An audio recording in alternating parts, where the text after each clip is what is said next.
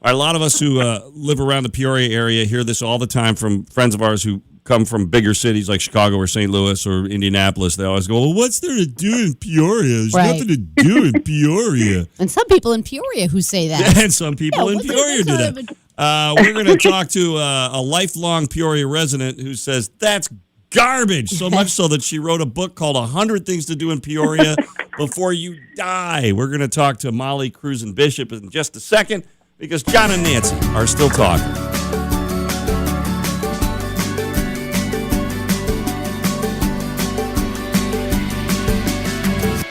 All right, joining us this morning is Molly Cruzen Bishop, who is the author of a new book called 100 Things to Do in Peoria Before You Die. Welcome, Molly. Hi, Molly. Thanks. Hi there. Good morning. Thank you so much for having me. So this sounds like a book that might be born out of frustration of people telling you there's nothing to do in Peoria. Is that correct? You're proving them wrong. Well, you know what? Actually, it came from a very positive place, actually. I've kind of been just a promoter of shop small and local and bloom where you're planted, the last decade or so, really pushing, shopping, taking your shopping to Moondancer, Urban Artifacts, Relics, to places like that rather than Walmart. So it just kind of seemed a natural segue to keep promoting when the opportunity with a publishing company in St. Louis called Reedy Press connected with me from actually a St. Mark's connection from grade school. Somebody that went to my husband and I both went to St. Mark's on the West Bluff, and their daughter, Carol Williams' daughter, worked at Reedy Press in St. Louis and said, "Hey, Mom, do you know any local writers in Peoria?" And she said, "Yeah, Doug's wife." So that's how I got the contract. They've actually been doing this book for over a decade, and I think over 100 cities now. So it's one of their best series of sellers. And yes, my original list was over 300 long. So people are not looking in the right places. So you took the torch. Stuff to do. So you took the torch of this idea of 100 things to do before you die, and you applied it to Peoria, and I guess it's probably the greater Peoria metropolitan area, I would assume. Yeah.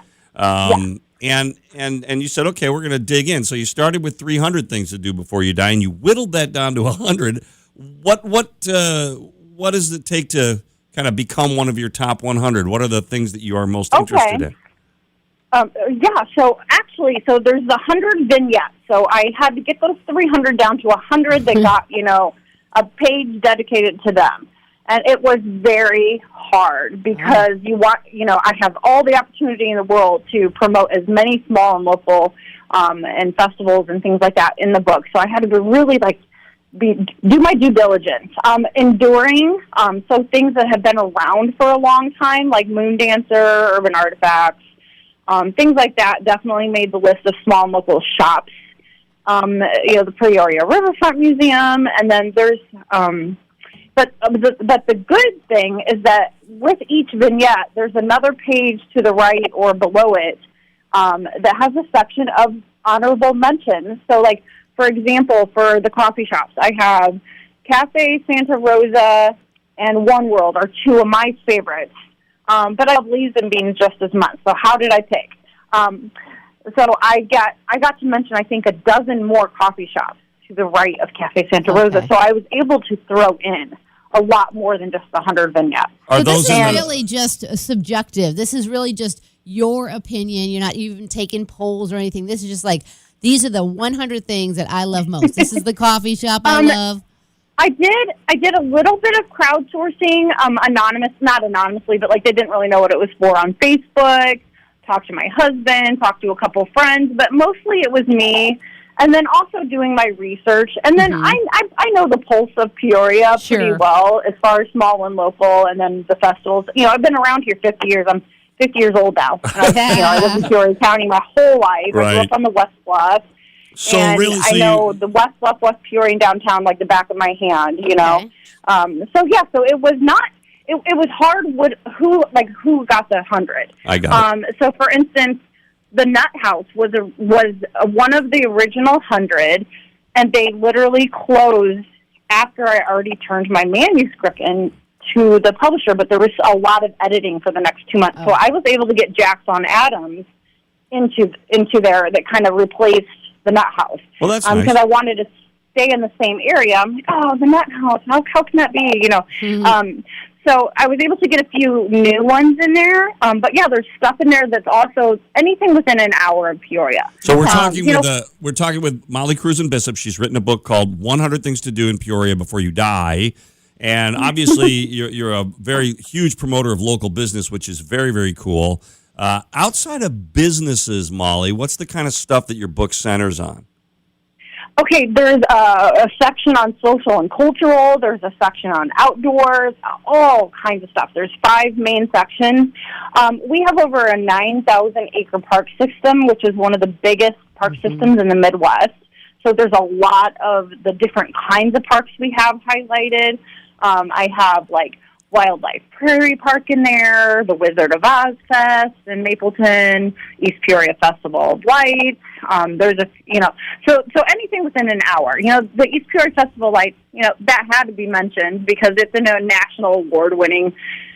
You know, it's a big thing. And then in there, I was able to mention, hey, if you go to that, go down a little ways down the road and go to the Burger Barge or Coochie's on the Water. Oh yeah, that's great. I was creative in how I got the extra little tidbits in there, and it was fun to do. You know, and it has itineraries in it and like seasonal things.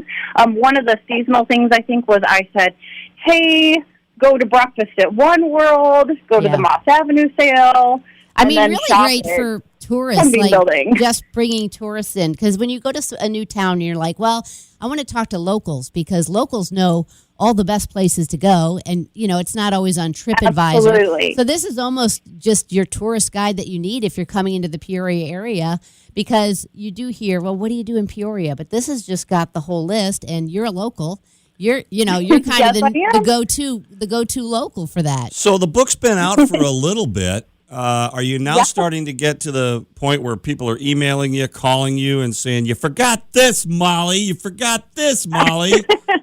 Yeah, can you have a sequel? That was the only thing I was kind of worried about because I have dear friends who, like, maybe they own a restaurant that I love, but I felt in, you know, the other one was the stronger one to kind of represent Peoria.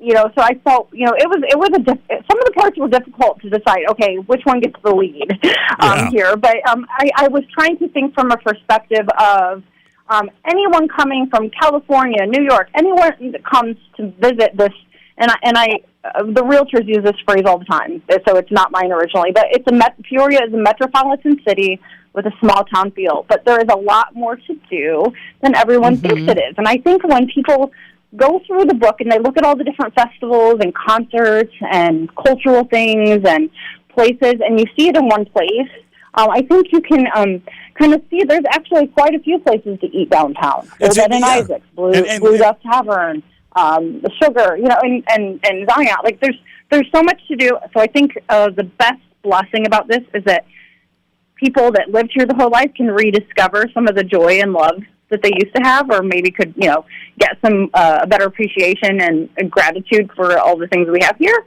And new people visiting, this would be a great gift for anyone entertaining the thought of coming to Peoria, Illinois. Yeah, or people that live here. Or things to do. I think people who live here forget, like you said, just the park system and the trail system, and there is so much that we could do. Well, and doing stuff is what you make it. I say this all the time to my Chicago friends. You know, there are bored people in Chicago every day. Exactly.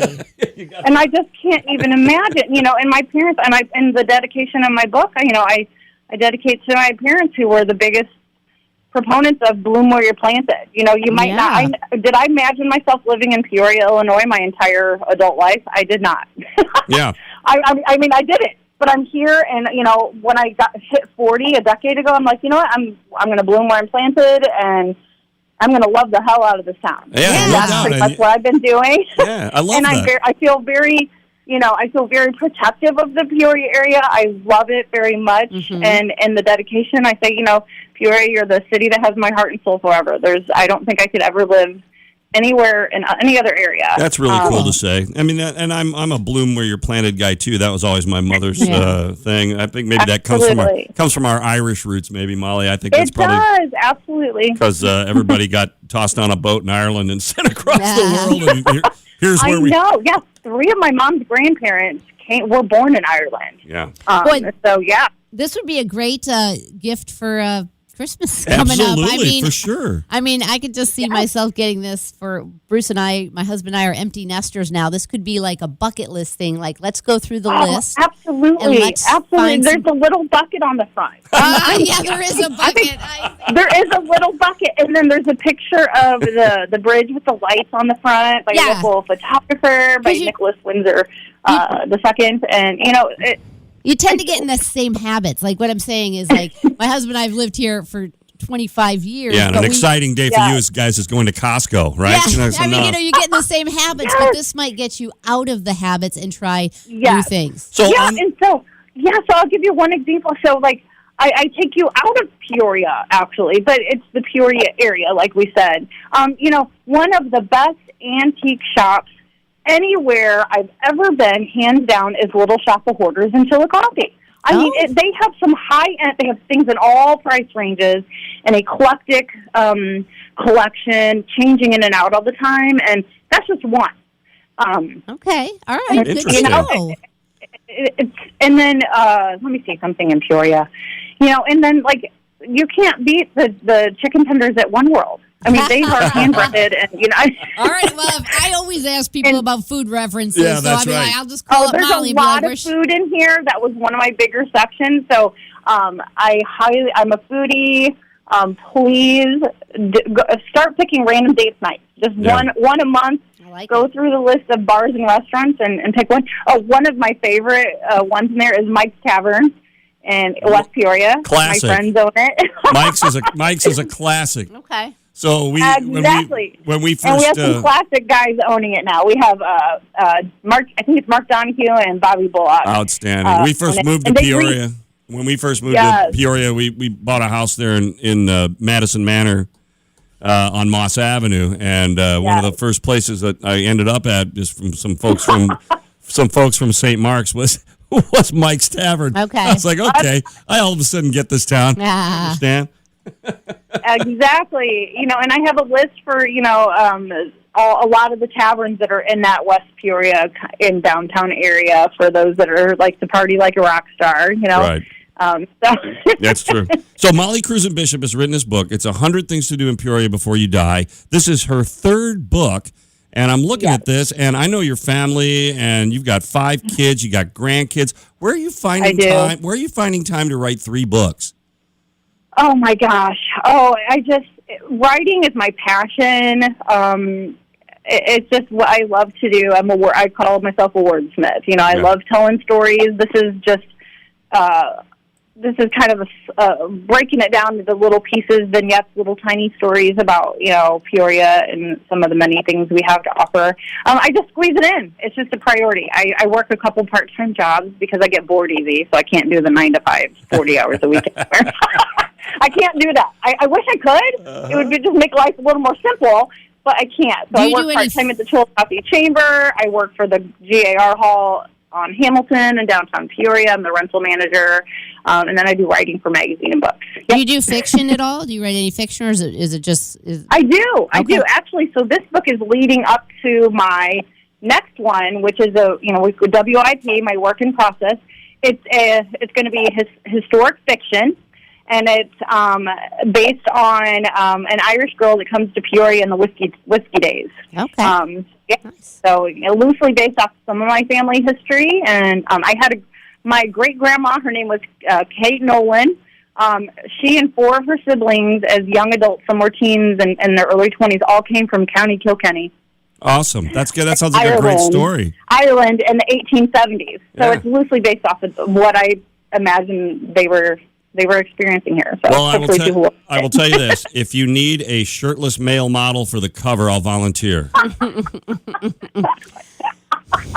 That is great. I will remember that. I'll make a note. Please make a note of that. Yeah. I don't know if you'll sell any books, but I'll volunteer.